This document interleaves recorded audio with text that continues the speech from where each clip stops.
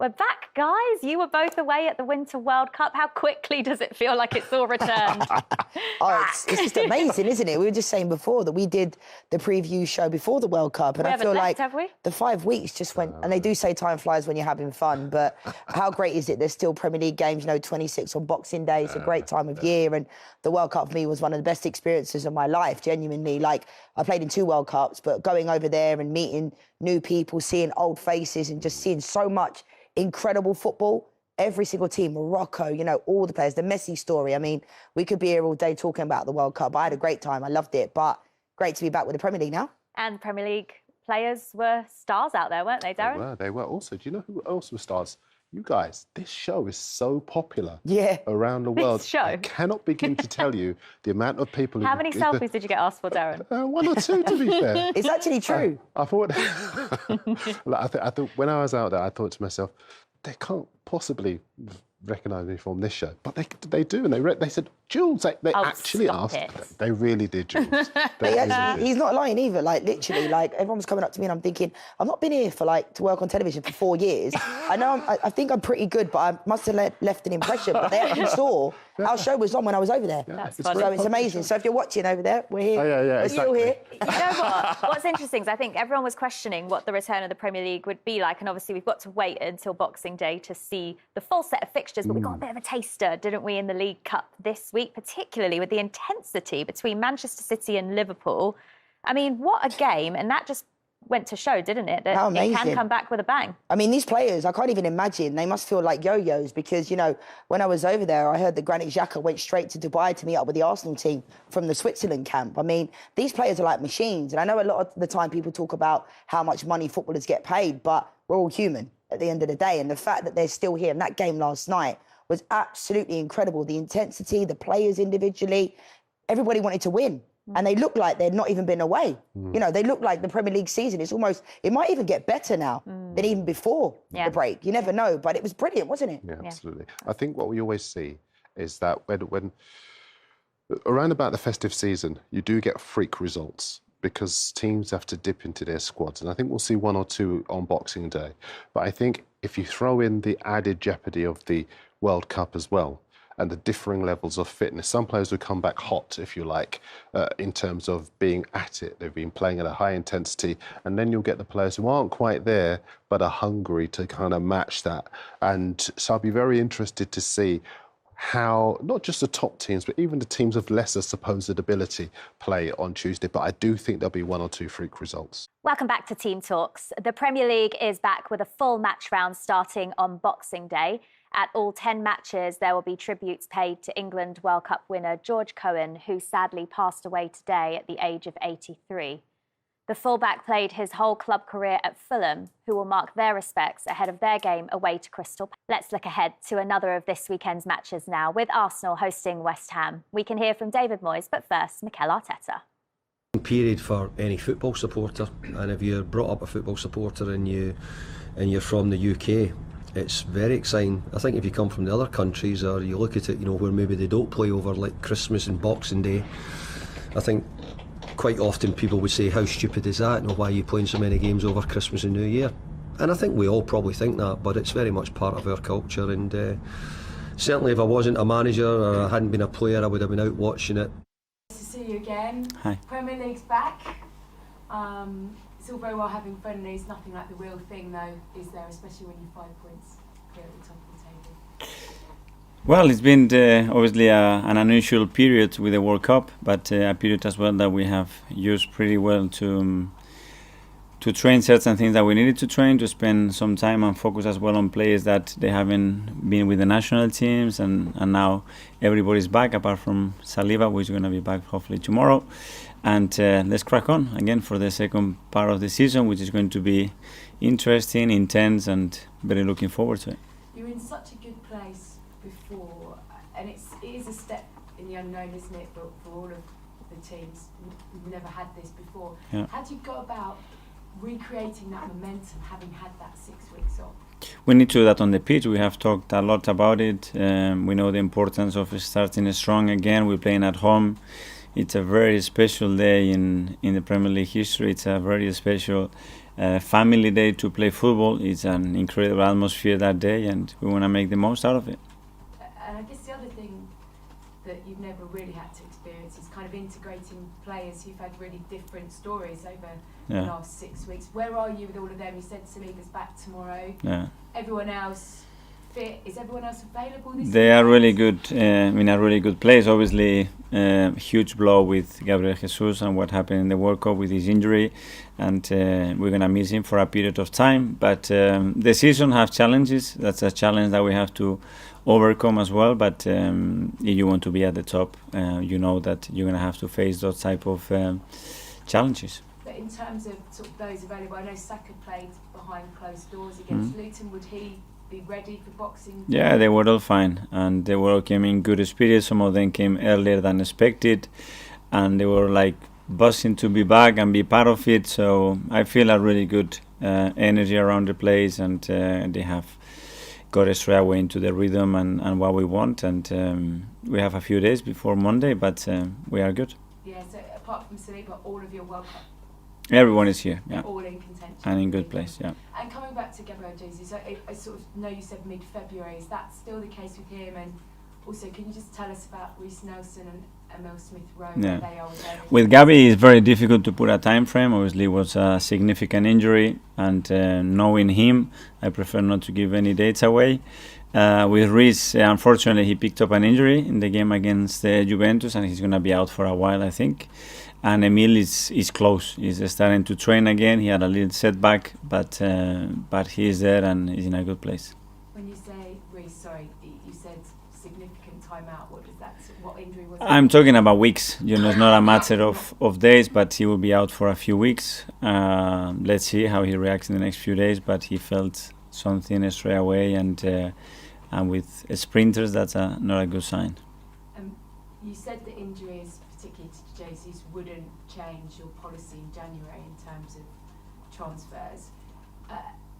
Do you stand by that when you maybe look at what you did this January and you didn't bring anyone in and you got very close but not quite there? Did you maybe learn from not strengthening that there? What else were you taking? That I said what with Gabriel Jesus? Well, because he's going to be missing, so you didn't want to put a time frame on it, but you sort of said mid-February. I didn't say February. Oh, sorry. I never said February. Said mid-February. Is that not the case then? I never gave a date, Okay. so that's not words that I never used, and I haven't used any words right now. I said that we don't know. It's gonna take some time for sure. Obviously, he's gone through surgery, so that tells you the extent of the injury, and we'll be in the market always active. That's what I said, and we will assess the biggest opportunities that we have. Has it maybe prompted you to be a little bit more active in January? We are going to be active, and active means that always we look into strengthen the team. This squad still doesn't have the luxury of not maximizing every single window, and we have to do that because it's really important. But then we want to get the right profile, the right player, and a player that really is going to impact the team and take us to the next level. And just finally for me, because I haven't asked it for 6 weeks, and if I don't ask it, you'll probably worry that I'm not doing my job. Gabriel Martinelli, there are reports he is edging ever closer to a new contract. No, Is that the case? no news. news. Extremely happy with him. I think he had a great experience with the Brazilian national team, and you can keep asking in the next few weeks. Nathan Kamenic.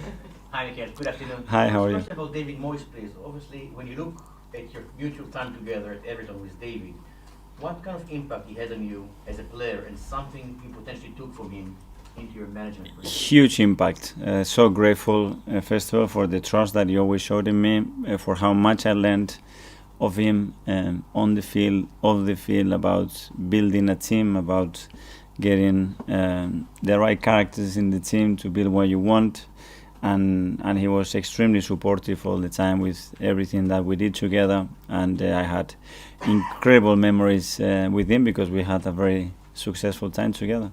And how dangerous West Ham could be this Monday? Very dangerous, because I know that for sure he's been working the team really, really hard since he took over. He absolutely maximized the potential of that team, and he took that team to a different level. And I'm sure they have been working really hard, like we have all been in this period, and it will be a very difficult context. the first part of Arsenal's season was very positive, but what impressed you the most? Probably the level that we showed and the consistency that we showed within that level, which with the group and the age of that we have is not easy, but we showed real maturity in certain moments, especially against big opponents, and the focus is to play better every single day, to keep growing individually and collectively, and keep deserving to win matches. That's all we can hope. Then football is a very tricky game. How much do you think you will have to adapt your coaching and management, mainly in terms of the squad rotation and recovery, because there was a World Cup in the middle of the season? Well, obviously we've done a lot of work on that, but I think the second part of the season is going to have very different periods. There are going to be periods that you have time to train, and other periods that matches are going to come very fast, and we're going to have big congested periods, and that's going to be very important how healthy the team is, how fit it is, and how much rotations can help you to sustain the level that we want. The January transfer window is always a difficult one. The fact that there was a World Cup in the middle of the season, does it make it even more challenging, this window? Probably, but we don't know exactly. There are a lot of teams as well with new coaches and new owners that are going to probably get again this window into a position that is never seen or experienced before. But we know that, and we have to be active on it. Claire? I just want to ask about Emil, who's obviously been out for such a long time now. When Granit was out for a similar period last season, you sort of kept him quite close to the team. Have you done something similar with Emil just to try and keep him feeling like he's part of the group? Or is he allowed time away? We've done a lot of things with Emil. Sometimes he's been very close. Sometimes he's been in different places as well to see different environments. His attitude has been great. This is part of any career, any development career, to have periods when you are out, when you have injuries, long-term injuries, and he needs to react to that. And for sure he's got all our support. And it's a huge talent that we need for the second part of the season at his best, because his contribution is going to be key to the team. What are the kind of environments that you've sort of been putting him in? Different kind of environment, different sports, and to places, to people that he could inspire, that he can give him certain perspective as well, a little bit about his situation, and I think he has taken a lot from it. Simon? We saw, Mikel, that before you went out to Dubai, you got to go over to America to see the owners. What was that like, and what was it you came away from there feeling, and the emotions you had after? We are always connected, and I think that relationship is getting stronger and stronger, and they've been over many times. We've been there a few times, and it's a very a special relationship right now, as well, to understand the way they think about sport, what they've done in other sports and with other franchises, and the ambition is there, and the alignment is certainly there as well. So it's very positive to spend time together. Given where we are with January coming up, was it important to meet then and have that meeting? Well, it was the time that we had some spare time as well, so it was very useful for everybody to do it in that period. And just lastly, we know that Fulham have been interested in Cedric. Have you taken a decision on what's going to happen with him, and can you afford to let anyone leave given the amount of fixtures? Well, we know where we are in terms of the squad and the numbers that we have, so we're going to be extremely cautious about what we're doing in this window. Nick at the back. Is it realistic to expect that William Saliba will be involved in the match on Monday? Let's see, depending how he comes back as well, and obviously we have the data, what he's done in training in terms of minutes. He didn't participate much, but it was a huge experience for him as well. So let's see, when he gets back, we'll make the decision. You haven't had any contact with him, you don't know how he's sort of feeling after? Yeah, we have, of course, a lot of contact, but something else is on the phone, and something else when he's present, and we can actually talk to him directly and see how he's in training, see how he's feeling as well, and get in the rhythm. Just a final one. What are your views on this proposed the Club World Cup tournament, which will have so many teams in it in 2025? Presumably Arsenal will be one of those teams invited to play. At the moment, no opinion. I think it's very raw, and we are focusing in what we have to do today, and I don't think our opinion is going to count much anyway. It's an English tradition, isn't it? We love all of the Christmas football, and what a time to have all the football back as well after the World Cup break, with Arsenal top of the Premier League table, 5 points clear, Leanne. It's theirs to lose, so how will they handle the pressure? I think I'm probably one of the only people that I feel like for a few months, even before the World Cup, was saying that they can do it. You know, I said, if no one's going to try, you know, and just say, oh, Man City are going to win it every year, no one else might as well bother turning up. And Man City, we know they're one of the best teams in the world, but the only thing that concerns me now is about Gabriel Jesus being injured. I think it's obviously, people spoke about this before, if Arsenal got any injuries, and Nketiah will probably come in and he's just not at that same level as Jesus. Now, Jesus wasn't scoring, but it's what he brings to the team.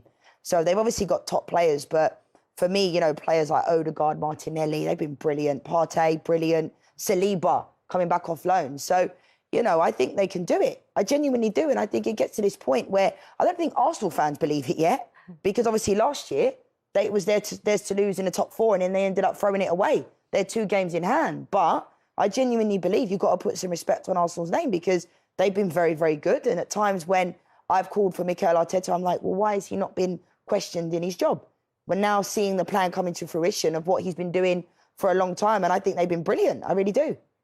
5 goals, 5 assists. That's what they're losing with Gabriel Jesus. But as Leanne points out, it's not just in that contribution in terms of numbers. It's what he does for the rest of the team on the pitch and the space he provides for the players around him as well.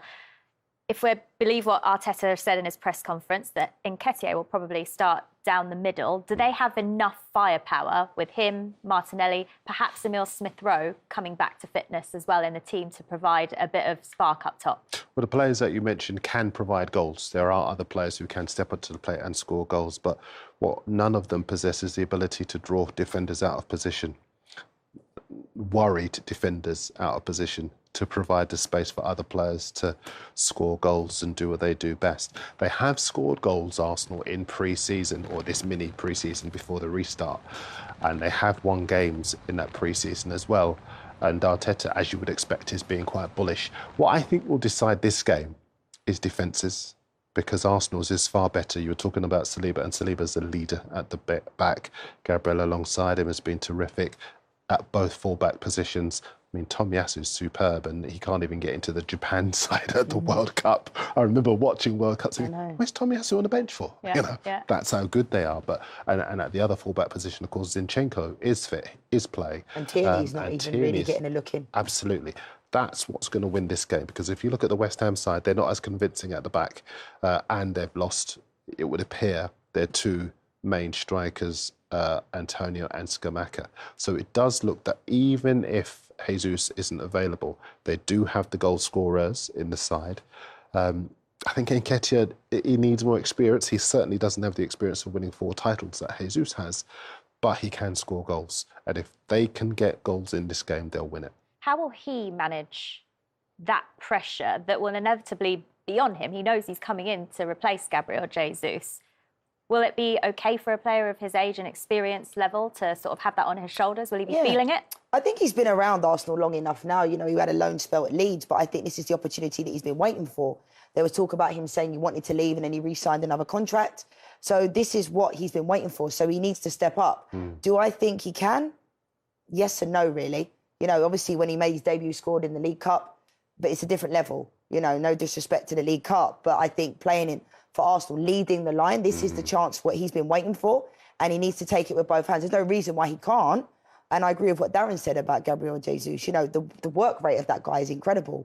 The way he brings it, you know, he's always got that. That's what Nketiah, him and Nketiah are so different, aren't they? Yeah. But this is the chance, and if I was Nketiah, I'd be really delighted he's going to get this opportunity, and Arteta believes in him, because otherwise he wouldn't be playing him. I've said before, Jesus is the kind of guy, he plays like a pirate with a knife between his teeth. You know, he's got that kind of edge and that drive, and he gets into scrapes, and he's a street fighter in a way. Nketiah's a nice boy, but he needs to develop that edge. He needs to be a nuisance for defenders and give them that kind of trouble that Jesus gives them if he is to make an impact in a game like this, because it's likely to be a tough game, a physical game. It's a David Moyes side, and bear in mind, Arteta played for Moyes at Everton, and he's been talking in the press conference about the impact Arteta had on his career.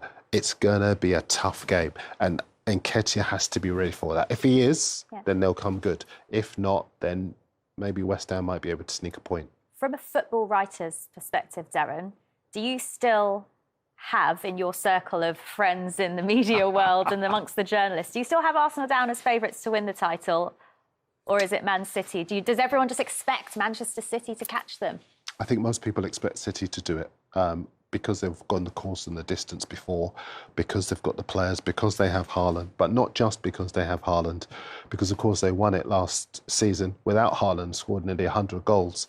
I think it's the experience, I think it's the manager, and the fact that they've got the depth in that squad, even when they don't have the top players, the ethos, the industry, the willingness to work runs all the way through that side, and they never ever get carried away with themselves, and that's why. I don't disagree with you, but let's say it gets to, say, February, March, and this situation is still this way. At what point do you think people will start to believe? Because we saw it's nowhere near the same as Leicester, but people were believing that Leicester could win it at around Christmas time when they were at the top of the league. Everyone was saying, well, they're top of the league now, but I feel like people are reluctant to say, we know Manchester City. Imagine if Zinchenko and Jesus won the league and Pep's allowed them to go over to Arsenal. I think you make a good point, and the stats do say that no team with Arsenal's points at this stage of the season has ever finished outside the top two.